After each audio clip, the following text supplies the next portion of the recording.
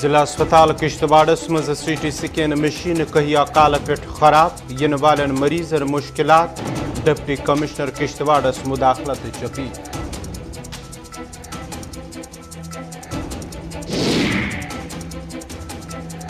وادی ہندین مختلف جان مز چنہ باپت آبچ ویژ کن لوک پریشان ناصاب آب استعمال کرنس پہ لوک مجبور لوکو طرف آبچ ویژ دور کرنچ منگ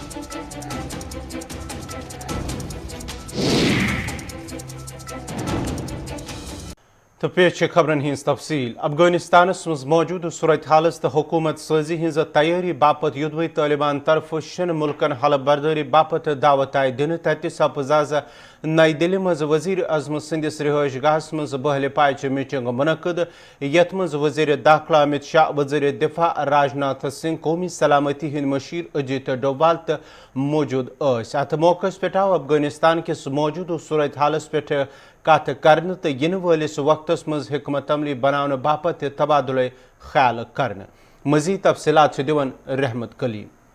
افغانستان میں آئی بڑی تبدیلی کے بعد بھارت سرکار کے لیے سب سے بڑا مسئلہ یہ ہے کہ افغانستان سے رشتہ بحال کیا جائے تو آخر کیسے۔ افغانستان میں طالبان کے دور اقتدار کا آغاز ہو چکا ہے اور افغانستان میں جو تبدیلی آئی ہے اس تبدیلی میں پاکستان نے اپنا پورا سب کچھ لگا دیا ہے۔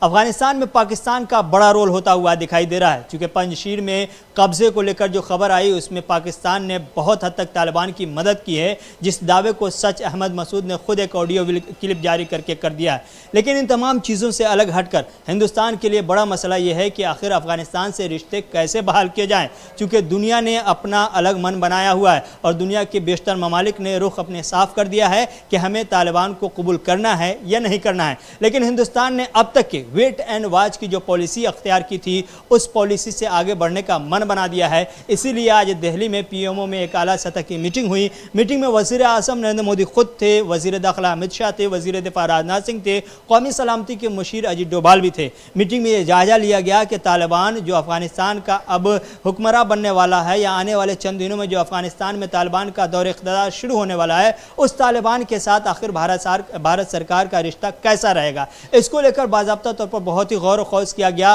اور بہت جلد ممکن ہے کہ طالبان کو لے کر افغانستان کو لے کر بھارت سرکار اپنے موقف میں تبدیلی لائے اور کوئی نیا فیصلہ کرے۔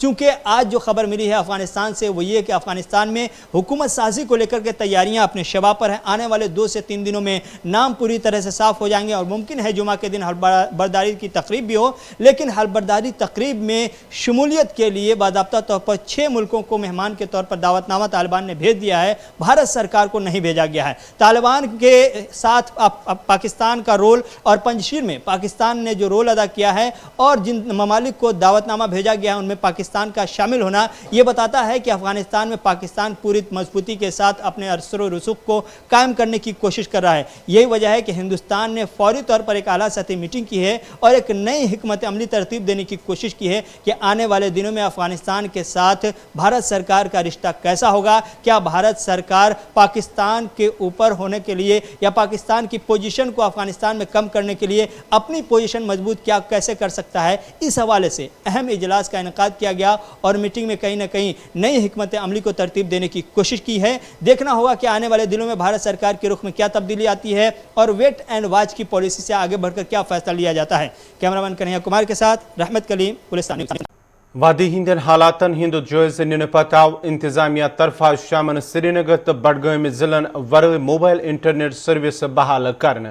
حریت رہنما سید علی شاہ گیلانی سند انتقال کرنے پتہ یدوی انتظامیہ طرف وادی مز انٹرنیٹ سروس معطل کرنے آمت تتہ آز 4 دہو حالات بہتر روزن کس صورتس مز انتظامیہ طرف موبائل انٹرنیٹ سروس بحال کرنے کو فیصلہ نمت، یل زن انتظامیہ طرف بارہمولہ بانحال ریل سروس تہ بحال کرنے کو فیصلہ آو کرنے۔ وادی ہندین مختلف ضلعن مز یدوی آز کینسو جائن ملا جلا اثر وچھنے آو، یل زن کینسن جائن کاروباری سرگرمی تہ بحال روز۔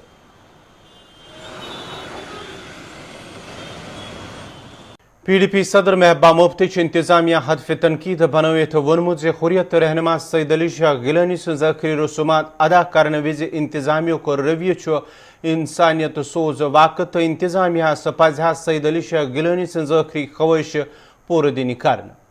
آپ کے ساتھ کسی کے خیالات کی جنگ ہو سکتی ہے، ہمارے بھی اختلافات رہے ہیں گیلانی صاحب کے ساتھ، مگر اس کا یہ قطعی مطلب نہیں ہے کہ آپ ایک میت کی اس طرح سے جو بے حرمتی کرے. جو ہم نے پڑھا، جو ہم نے سنا، جو ہم نے دیکھا ویڈیوز میں سمجھتی ہوں کہ یہ انسانیت کے خلاف ہے. اور اس کے بعد ایک تو جو آخری خواہش ہوتی ہے ہر انسان کی مرنے کے بعد، یہاں تک کہ جب کسی کو سزائے موت ملتی ہے اس سے بھی پوچھا جاتا ہے اس وقت کہ تمہاری آخری خواہش کیا ہے.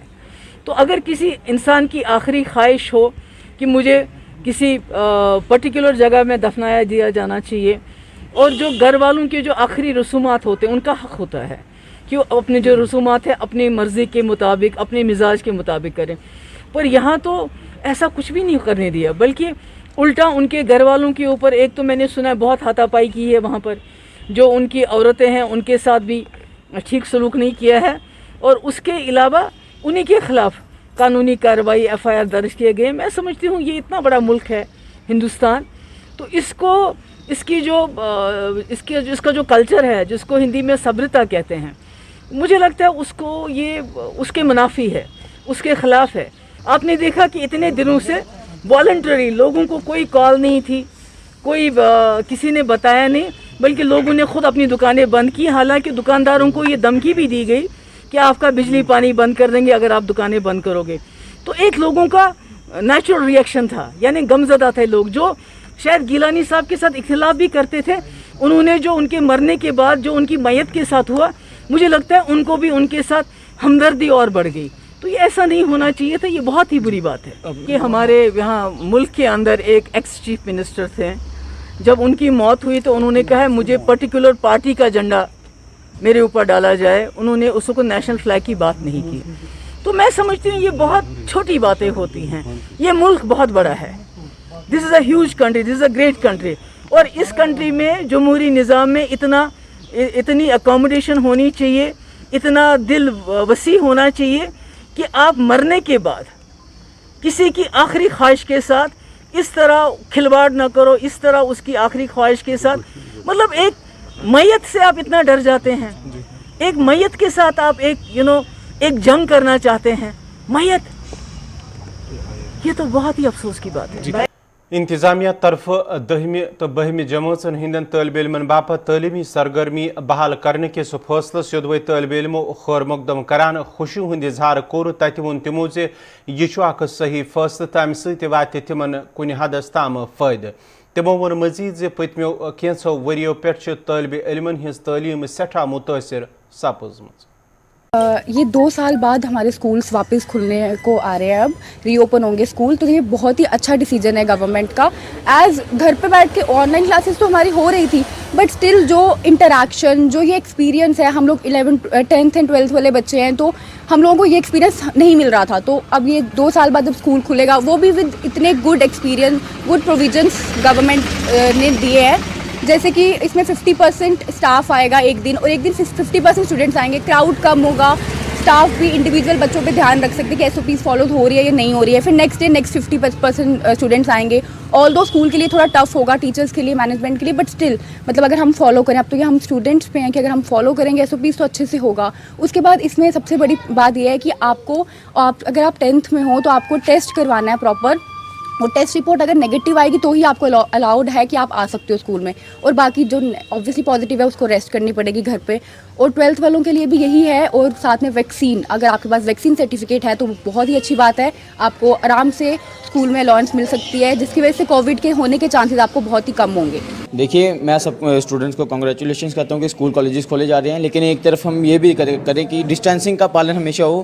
کسی بھی کالج میں اگر ڈسٹینسنگ کا پالن نہیں کیا جاتا ہے یا کچھ اور کووڈ کی SOPs کے تحت ان کے اینٹی چلتے ہیں تو اس کے اوپر سخت سے سخت کارروائی کی جائے. اور یہی کہتے ہیں اگر آپ کو لگتا ہے کہ ویکسین لگ چکی ہے آلموسٹ 99% تو آپ اسکول کھول سکتے ہیں. ہمیں اس میں کوئی ایشو نہیں ہے. اسٹوڈنٹس اس فیصلے کا कड़ा वो समर्थन देता है और हम यही कहते हैं कि हम स्कूल कॉलेजेस खोलने के हक में हैं। अगर सिर्फ वैक्सीनेटेड स्टूडेंट्स को बुला रहे हैं तो ये बहुत अच्छा वो है, बहुत अच्छा फैसला लिया उन्होंने, क्योंकि अब कब तक स्कूल बंद रहेंगे?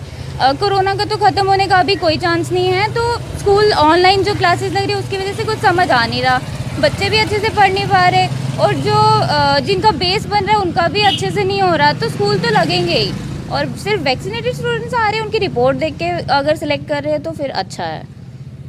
हाँ, टेस्ट करवा के जाएंगे तो अच्छा है ना, ज़्यादा सिक्योरिटी है, कोई चांस नहीं होगा किसी और को इन्फेक्शन से, या किसी और को डर नहीं होगा कोरोना होने से।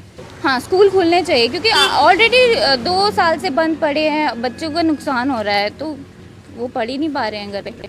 नाजरीन कोशर खबरनामा छु जारी है इतनी मुआक तिजारती वक्त। मम्मी की छुटकी